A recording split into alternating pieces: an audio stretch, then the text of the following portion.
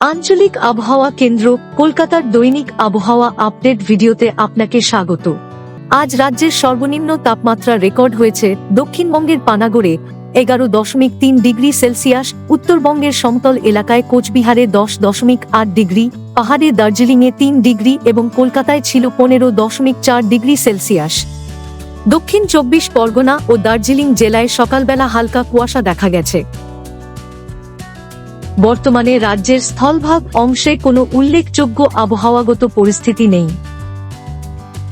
আগামী 7 দিনে রাজ্যের সর্বত্র আবহাওয়া প্রধানত শুষ্ক থাকবে। রাজ্যের কোথাও কোনো আবহাওয়ার সতর্কতা নেই। আগামী 2 দিনে দক্ষিণবঙ্গের জেলাগুলির 1-2টি স্থানে এবং আগামী 5 দিনে উত্তরবঙ্গের জেলাগুলির 1-2টি স্থানে সকালের সময় হালকা থেকে মাঝারি কুয়াশার সম্ভাবনা রয়েছে। আগামী 7 দিনে পশ্চিমবঙ্গের জেলাগুলিতে রাত্রিকালীন তাপমাত্রায় উল্লেখযোগ্য কোনো পরিবর্তনের সম্ভাবনা নেই।